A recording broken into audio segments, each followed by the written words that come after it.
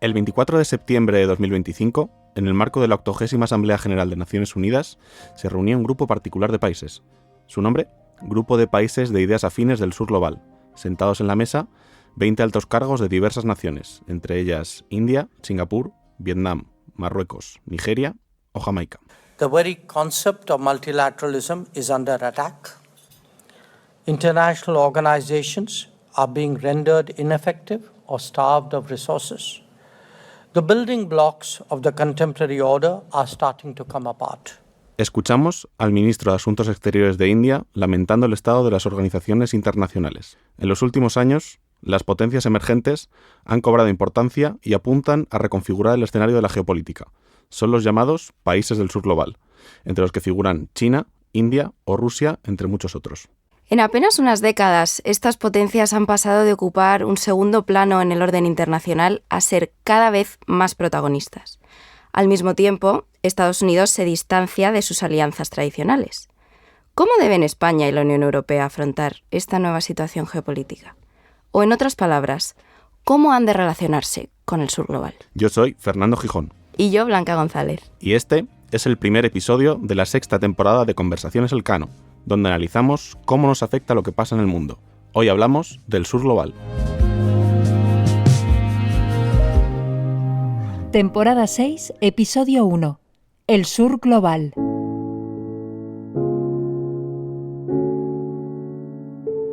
El sur global es una etiqueta bajo la que se pueden incluir hasta 173 países y territorios que se contraponen al bloque occidental. Pensemos en los países no alineados, del tercer mundo o en vías de desarrollo. Aunque hoy en día hay cierto consenso sobre el término sur global, definir este grupo sigue sin ser tarea fácil. Para empezar, se trata de un bloque inmenso. No existe una definición fija de quién pertenece al sur global. Como hemos dicho, se trata de países que no forman parte de Occidente. En líneas generales, representan el 86% de la población mundial y alrededor del 43% del Producto Interior Bruto mundial. Como contraste, la Unión Europea, por ejemplo, solo representa el 6% de la población y el 15% del PIB. Además, el sur global no es un grupo homogéneo, ya que está formado por países muy diversos entre sí, en términos tanto económicos, políticos, sociales, regionales o culturales. No existe un liderazgo claro, si bien China e India son algunas de las candidatas a ejercerlo. Tampoco comparten la intención de cohesionarse, aunque sí tienen la voluntad de ser una parte más activa en el mundo. Por último, el sur global no se formó en un momento concreto. Lleva organizándose desde 1955, cuando 30 países asiáticos y africanos se reunieron en la conferencia de Bandung, en Indonesia. Lo que no deja lugar a dudas es que el sur global está ganando importancia geopolítica. Aquí un dato del Índice Elcano de Presencia Global. En 1990, el sur supuso el 29% de la presencia total del mundo. En 2024, esta cifra ha aumentado en 5 puntos porcentuales, suponiendo ya un tercio de la globalización mundial. La brecha entre el sur y el norte se va cerrando, o lo que es igual, el sur cada vez proyecta más presencia. Esto a su vez genera que el bloque occidental pierda peso global. El G7 está configurado por 7 economías del bloque occidental: Alemania, Canadá, Estados Unidos, Francia, Italia, Japón y el Reino Unido. A día de hoy, el peso total de las economías que forman el G7 es un tercio menor de lo que representaban en 1990. Es evidente que el sur global merece más atención. Mientras tanto, la administración Trump muestra una tendencia creciente a alejarse del orden multilateral. En su primer año de vuelta a la Casa Blanca, Trump ha impuesto aranceles a sus principales socios comerciales, como Canadá, la Unión Europea o Japón. También ha suspendido la actividad de la Agencia Estadounidense al Desarrollo, USAID, uno de los mayores actores de la cooperación internacional. Además, ha criticado reiteradamente a organizaciones internacionales como la Organización Mundial del Comercio y especialmente a las Naciones Unidas. Not only is the UN not solving the problems it should, too often, it's actually creating new problems for us to solve. Estados Unidos se está planteando sus prioridades y alianzas. En este contexto, el orden multilateral diseñado tras la Segunda Guerra Mundial atraviesa una gran transformación. El escenario es ahora multipolar, más complejo, fragmentado e imprevisible. ¿Qué queda entonces para España y la Unión Europea? ¿Es el sur global una buena opción? Para responder a estas preguntas, hoy nos acompañan Iliana Olivier, y Mario Esteban, investigadores principales del Real Instituto Elcano. Sus áreas de investigación se centran en temas de desarrollo y Asia, respectivamente. Gracias por estar con nosotros. Bienvenidos, Iliana y Mario. Gracias. Gracias a vosotros por invitarnos. Hace unos meses publicamos en Elcano un policy paper del que sois coautores, titulado Hacia una reconfiguración de las relaciones con el sur global. Por poner un punto de partida, Mario, ¿cómo son las relaciones de España con el sur global actualmente? Bueno, podemos decir que hoy en día las relaciones de España con el sur global son obviamente crecientes, cada vez más densas, diversificadas y bueno, pues cada vez van más allá de la tradicional ayuda al desarrollo, ¿no? Por ejemplo, en comercio, el sur global concentra ya la mayor parte del intercambio extracomunitario español, con casi el 58% de las exportaciones y en importaciones creo que es algo más del 75%, ¿no? Hablamos de bienes de consumo. Y ahí, bueno, pues tenemos países como China, Marruecos, Turquía, México, Brasil, ¿no? Que son especialmente activos en ese ámbito comercial. En inversión, el stock, lógicamente, ¿no? sigue estando pues, acumulado fundamentalmente, ¿no? En países del norte, pero los flujos, ¿no? Pues muestran cada vez una mayor presencia de estos países del sur, ¿no? Y ahí, pues bueno, igual, ¿no? Aparecen como nuevos inversores, Emiratos Árabes, Sudáfrica, Arabia Saudí, Corea del Sur, Israel, bueno, pues lo que cuestiona también esta idea de que, porque hablamos de inversión productiva, también, o sea, lo que cuestiona esta idea de que solo, ¿no? Los países del norte pueden generar actividad productiva en otros y bueno, pues es importante ver que tenemos estos nuevos socios del sur que también lo consiguen con, bueno, pues llegan empleos, ¿no? Llega inversión de calidad. Además, bueno, pues la inversión española también mira, ¿no? Cada vez más hacia países del sur, como Turquía, Israel o Chile. Bueno, esta mayor diversidad de vínculos económicos es importante no solo por los vínculos en sí, ¿no? Sino que también refuerza la seguridad económica de España y bueno, pues por contraparte exige pues un poco más de gestión institucional, ¿no? Ciencia y tecnología, también podemos ver, ¿no? Cómo en este caso el actual gobierno, sobre todo después de la pandemia, ¿no? Pues ha hecho una apuesta significativa por aumentar los convenios con los países del sur y en el informe, ¿no? Tenemos datos comparados con otros países de la Unión Europea y vemos, ya digo, que España ha sido, como decía, especialmente activa a la hora de reconocer, ¿no? El potencial de cooperación científica que tienen algunos de estos países, ¿no? Argentina, Brasil, China, por ejemplo, ¿no? En seguridad y en foros multilaterales, pues también, ¿no? Vemos, ¿no? Como el sur global, esto es muy importante, ¿no? Entender que no es un bloque geopolítico homogéneo, ¿no? Lo que nos permite, pues en diferentes temas, buscar bueno, pues alianzas, buscar, digamos, puntos en común, ¿no? Y poder pues lanzar o apoyar iniciativas conjuntas, ¿no? En el tema, por ejemplo, ¿no? Pues de Palestina, pues está siendo bastante evidente esto, ¿no? Pues un poco en resumen, ¿no? Pues podemos decir que con el gobierno actual las relaciones de España con el sur global pues están siendo pragmáticas, cada vez más intensas, multidimensionales y ya digo, ¿no? Pues es una apuesta que está ahí sobre la mesa y que pues, sería relevante para España, interesante para España que continuara en el futuro. Muy bien, teniendo esta situación inicial en cuenta, Iliana, ¿por qué creéis que es necesario reconfigurar esas relaciones? Pues sería necesario reconfigurarlas porque en muchos casos, en el contexto de la Unión Europea, la política y la acción exterior se basa en una lectura de las relaciones internacionales, de la economía mundial o del sistema político internacional de hace 10 o 20 años. No está adecuadamente adaptada a la realidad que describía Mario. Por un lado, los bloques tradicionales se han diluido. Por otra parte, las alianzas también han cambiado. Salta a la vista, es muy evidente, todos sabemos que la naturaleza de la relación de la mayor parte de los países europeos con Estados Unidos ha cambiado sustancialmente recientemente. Y luego, bueno, pues porque el rol del sur global en este sistema económico y político internacional también cambia a medida que aumenta su peso en la economía mundial. Tenemos muy presentes los casos de China o de otros BRICS, como India o Rusia, pues porque son muy evidentes, pero hay muchos otros países que están aumentando su peso en la economía mundial, aumentando su peso comercial y en relación con esto también cambiando su política exterior y su posicionamiento en distintos escenarios de negociación internacional. Mario mencionaba algunos datos sobre inversión y yo quisiera añadir algo sobre esto. Si en el año 2000 el 21% de la formación bruta de capital fijo, es decir, de la inversión mundial, de donde se generan las capacidades productivas del futuro, solo el 21% se generaba en el sur. En la actualidad este dato ha aumentado al 51%, es decir, hoy se invierte más en el sur que en el norte. Pensaríamos que este dato lo sesga China, y es incuestionable que China acumula una parte importante de esta inversión, pero bueno, otro dato también interesante es que durante muchos años el país que ha batido el récord de inversión sobre PIB ha sido precisamente Marruecos, no China.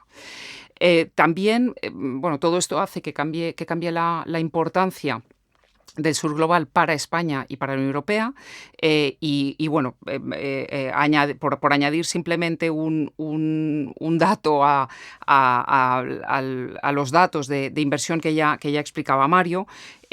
Si nos fijamos en cuáles son los principales países o los países de donde proviene el grueso de los flujos de inversión extranjera directa a la Unión Europea en la actualidad, de hecho China ni siquiera está entre los principales inversores del sur global, y en cambio sí están otros países como Singapur, Emiratos Árabes, Sudáfrica, Brasil o Corea del Sur. Mario, la semana pasada China anunció que renunciaba al estatus de país en desarrollo en la Organización Mundial del Comercio. ¿Qué significa esto para el sur global y para el orden internacional? Bueno, es un movimiento táctico, ¿no? Esto no cabe duda, ¿no? O sea, China renuncia, ¿no?, de manera unilateral a una serie de ventajas, ¿no?, que le confiere ese estatus, ¿no? Pues plazos más largos para, ¿no?, transponer normativas, unos requisitos más laxos, esto renuncia a ello, ¿no? Y claro, así el mundo, ¿no?, se esperan que el mundo lo perciba como un actor responsable, ¿no?, un actor que está dispuesto a aportar más al orden internacional, a contribuir más, ¿no?, por un orden económico abierto, multilateral, y claro, para reforzar, ¿no?, pues una organización mundial de comercio que todos sabemos que está en horas muy bajas, ¿no? Y yo creo también, Fernando, que es importante subrayar que ese mismo día las autoridades chinas, pues, bueno, también anunciaron un compromiso en materia climática. Por primera vez, China se ha comprometido a reducir su total de emisiones de efecto invernadero, ¿no?, entre un 7 y un 10% de aquí al año 2035. Y está, bueno, pues es otro ejemplo de esa misma estrategia. Es decir, ante un Estados Unidos unilateral, agresivo, ¿no? Recordemos la imposición de aranceles, ¿no?, a sus aliados, bueno, a todos los países, ¿no?, prácticamente del planeta. Además, con un gobierno que es negacionista del cambio climático, ¿no? Claro, si todos los países hiciesen esto, ¿no?, pues imaginaros, ¿no?, el escenario en el que nos encontraríamos. Pues claro, ante un hegemón, ¿no?, que toma ese tipo de decisiones, pues China se presenta como un actor que quiere ir por la vía multilateral y que, bueno, pues que refuerza, ¿no?, a la ONU y a la OMC, ¿no? Entonces, bueno, esto pues claramente es una forma de intentar ganar influencia también fuera de sus fronteras, y es un ejemplo, ¿no?, de esa política exterior de gran potencia que lleva desarrollando China en los últimos años, muy alejada a esa política internacional tradicional de perfil bajo. Gracias, Mario. Me gustaría pasar ahora a otro gran tema controvertido de Estados Unidos, donde China también ha señalado interés. Sería el tema de cooperación, Iliana. El cierre de la Agencia Estadounidense para el Desarrollo ha sido una de las primeras medidas que ha llevado a cabo Trump al llegar a la Casa Blanca por segunda vez. Así que te pregunto, ¿puede la cooperación sur-sur ayudar a mitigar la pérdida de un actor como es Estados Unidos? Bueno, la respuesta corta sería probablemente no.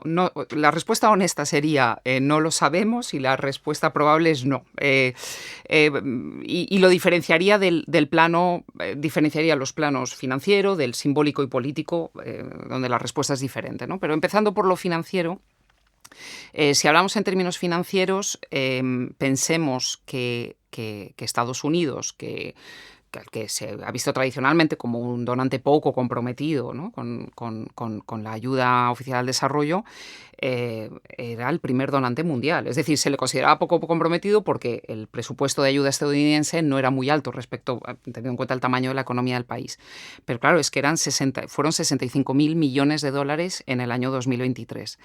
El cierre de la agencia de cooperación probablemente suponga una reducción del orden de no se sabe bien, pero entre los 40.000 y los 50.000 millones, y no hay ningún país ni grupo de países ahora mismo en el mundo que pueda reemplazar o colmar ese vacío. Para hacernos una idea, el segundo donante por volumen que es Alemania, tenía el mismo año un presupuesto total de ayuda de 38.000 millones. Y además estamos hablando de un donante como Alemania, otros donantes, digamos, en la misma liga, Francia, Reino Unido, que están más bien recortando o anunciando que van a recortar sus presupuestos de ayuda.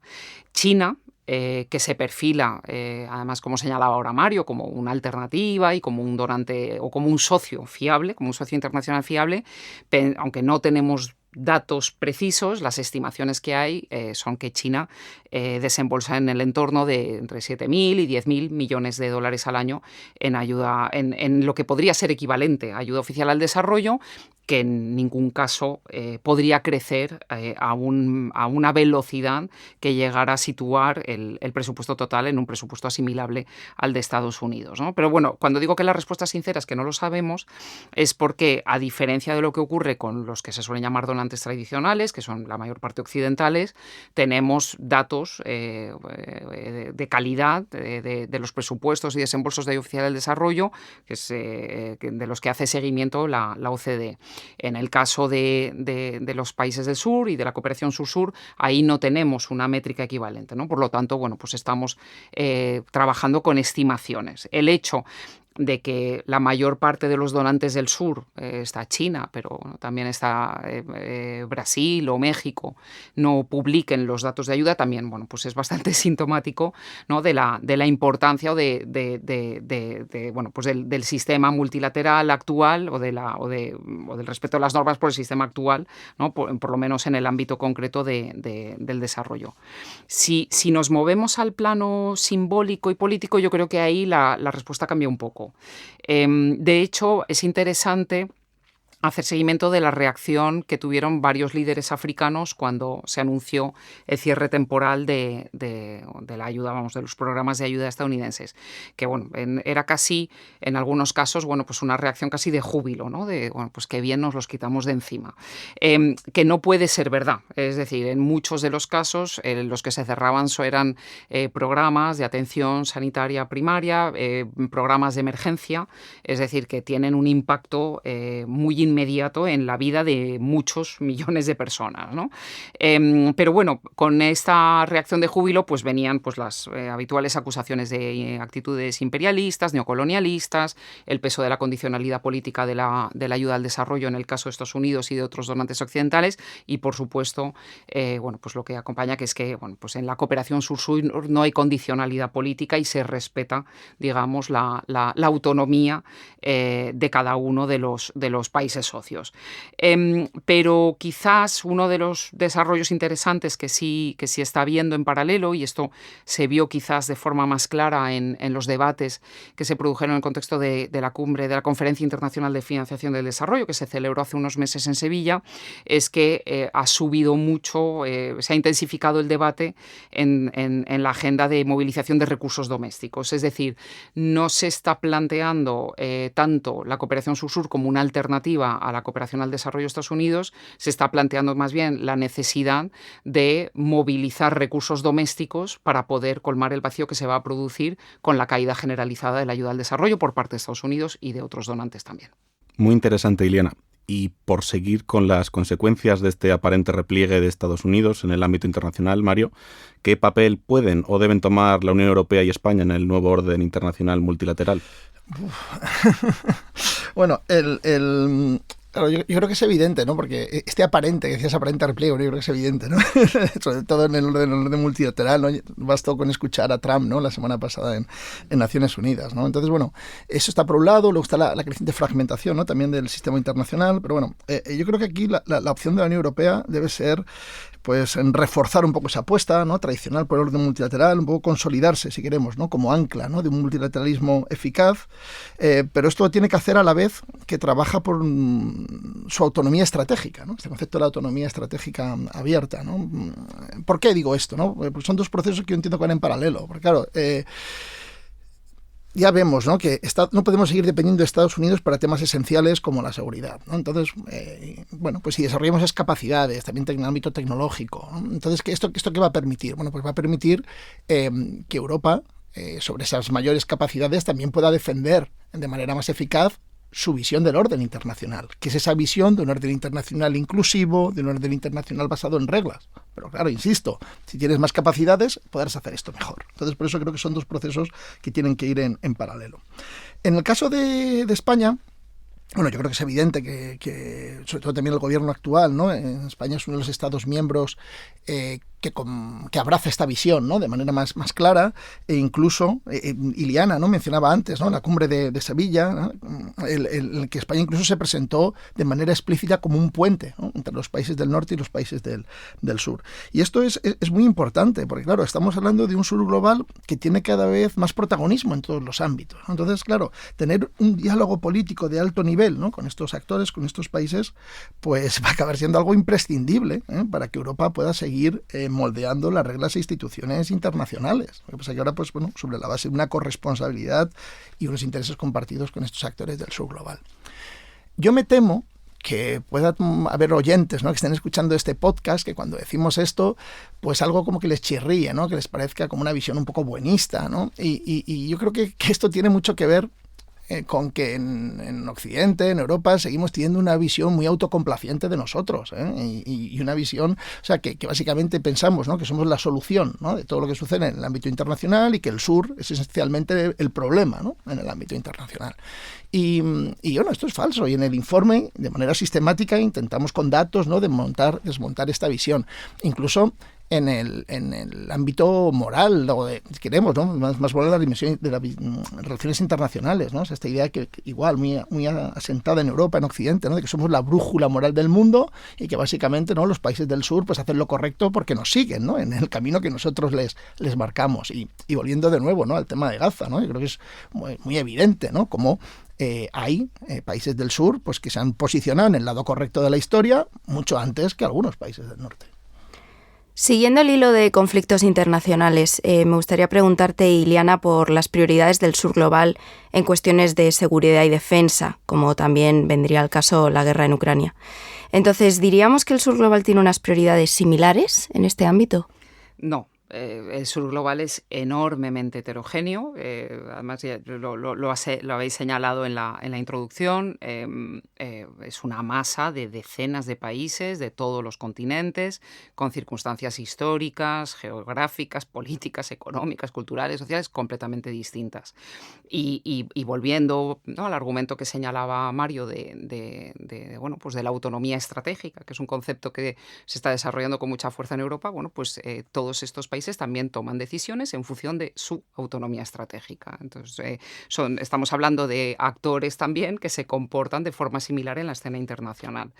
De hecho, lo que se observa en el patrón de las votaciones a las resoluciones sobre la guerra en Ucrania, votadas en Naciones Unidas, es que hay una diferencia importante entre cómo votan distintos países del sur global. De hecho, ahí lo que se pudo apreciar, y esto es algo de lo que se habló mucho en medios, ¿no? en esos primeros meses del conflicto, es que el patrón de votación de los países latinoamericanos, por lo general, era bastante distinto del de los países africanos. Y una de las lecturas, siguiendo un poco con el mismo argumento de Mario, una de las lecturas era que eso, bueno, se infería de ahí que en América Latina, Europa tenía un aliado, en África, pues menos.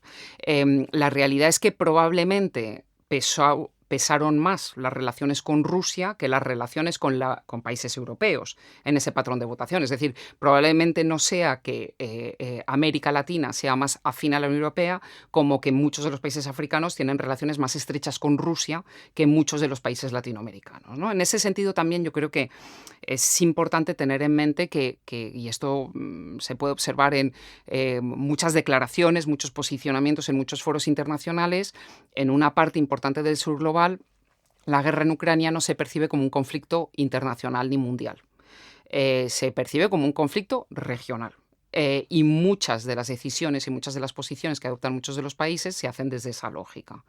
Y también en relación con esto, y esto también creo que explica muchos de los posicionamientos también en muchos foros, la guerra en Gaza no se percibe como un conflicto regional. Ese conflicto sí se percibe como un conflicto internacional, lo cual, bueno, pues lleva también a ese sobre las reglas y la aplicación sistemática de las reglas, ¿no?, en el contexto internacional que también señalaba Mario. Muchas gracias por estar con nosotros y venir a hablarnos del sur global, de su creciente importancia y autonomía y de la necesidad de reconfigurar las relaciones.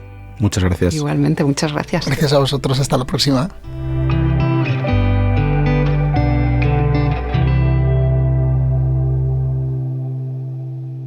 Conversaciones Elcano. Cómo nos afecta lo que pasa en el mundo.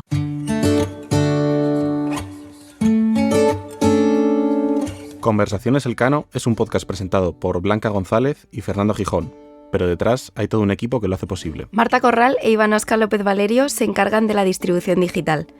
Pablo Colomer, Sara Mejía, Aurea Moltó y María Solanas asesoran con la producción y diseño de episodios. La edición, producción e identidad sonora corren a cargo de Toña Medina y Ángeles Oliva y la grabación a cargo de Íñigo Guerrero, de Blueberry Studios.